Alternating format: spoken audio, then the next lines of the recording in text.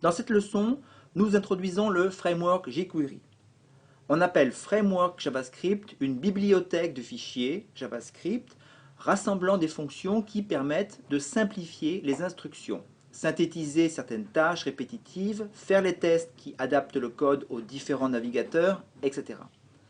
Nous allons voir comment utiliser JavaScript et très brièvement sur quelques exemples, voir en quoi la syntaxe JavaScript en est largement simplifiée.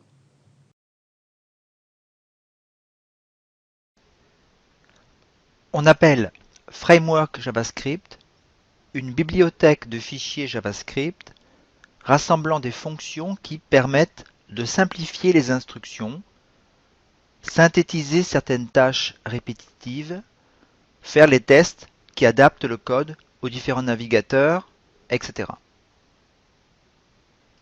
jQuery est l'un de ces frameworks. C'est donc un ensemble de fonctions qui permettent notamment de manipuler aisément les éléments du DOM, c'est-à-dire de la page HTML, et le code CSS associé.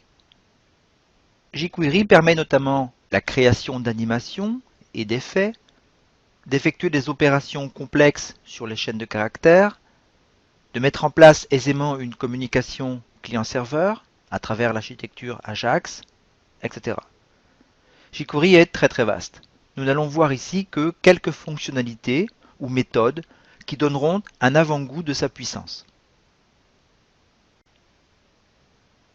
Comment mettre en œuvre jQuery? Une première solution est de télécharger la dernière version du framework. jQuery apparaît sous la forme d'un fichier jQuery.js, le nom de ce fichier étant éventuellement enrichi par un numéro de version. On déplace ce fichier à l'intérieur du dossier contenant les autres fichiers de notre projet. Il faut ensuite déclarer le fichier jQuery.js dans l'entête du fichier HTML, comme on le ferait avec un fichier JavaScript standard présent localement.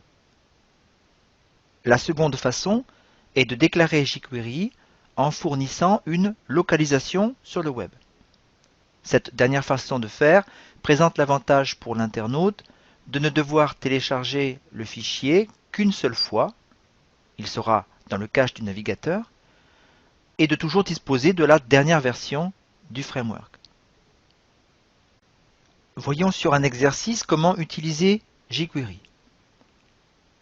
Reprenons le jeu des pays développé dans la partie précédente et modifions l'entête du fichier HTML pour pouvoir utiliser jQuery. Ensuite, dans le fichier JavaScript, changeons les instructions de type document.getElementById de quelque chose par $, parenthèse, dièse, ce quelque chose, fermez la parenthèse. Testons pour voir si cette simplification apportée au code fonctionne. Que se passe-t-il?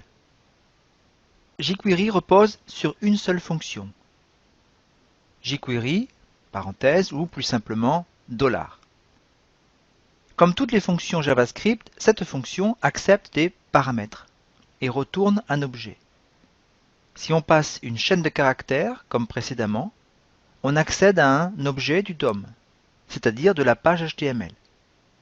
C'est ce que nous venons de faire en écrivant $, ouvrez les parenthèses, dièse, div1.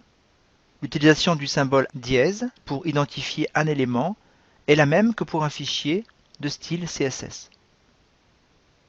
On peut aussi passer comme argument une classe donnée. Par exemple ici, classe 1.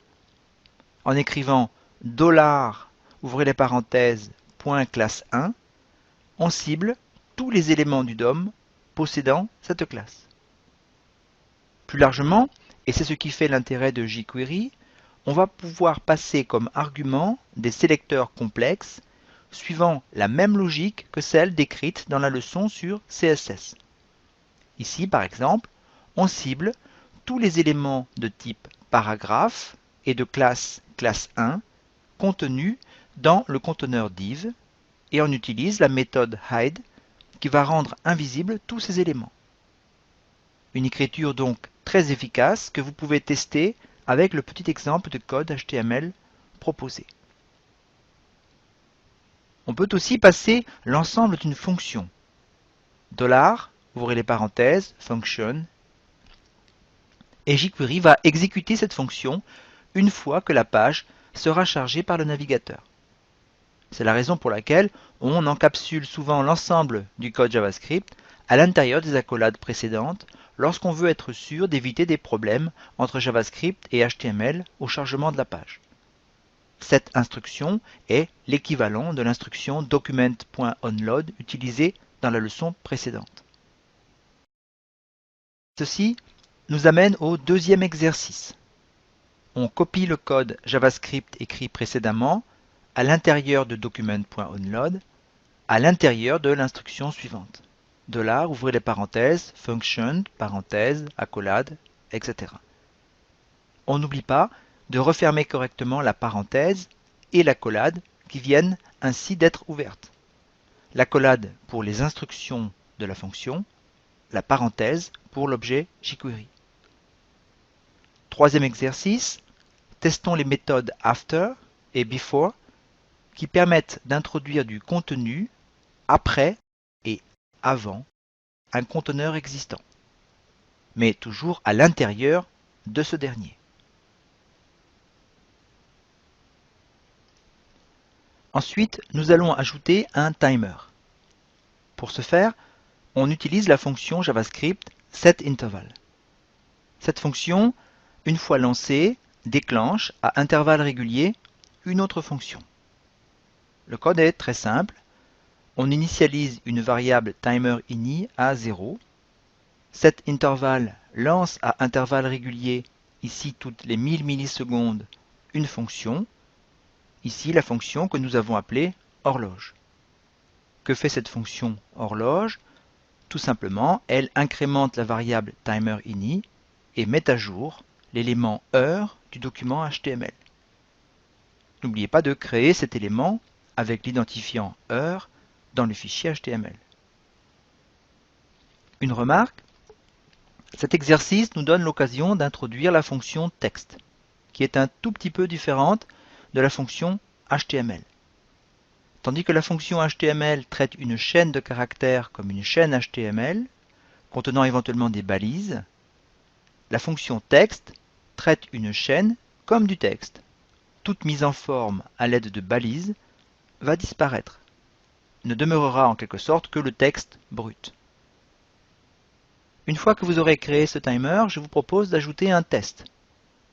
Après 60 secondes, on masque le bouton valider. On utilisera bien sûr la méthode jQuery hide et on affichera directement la solution au jeu des pays. Enfin, nous allons ajouter des instructions à la fonction reset qui démasquera le bouton valider. On utilisera la méthode jQuery show et relancera le timer. Voilà, c'est à vous.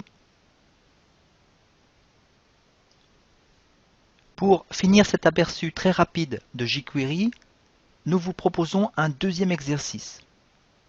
Toujours dans le jeu des pays, on souhaite créer les listes déroulantes grâce à une boucle et en utilisant la méthode append qui insère un contenu à l'intérieur d'un conteneur après le dernier élément trouvé. On parle de dernier enfant du conteneur parent. N'oubliez pas de modifier dynamiquement autant de fois qu'il y a de pays les attributs id et name de ces nouvelles listes. C'est à vous. À titre d'information, un petit mot sur jQuery UI.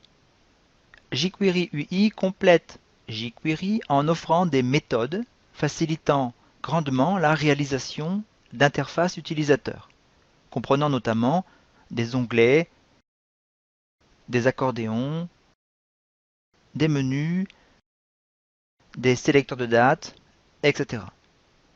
jQuery UI sort du cadre de ce module, mais si cela vous intéresse, vous trouverez plusieurs tutoriels sur Internet.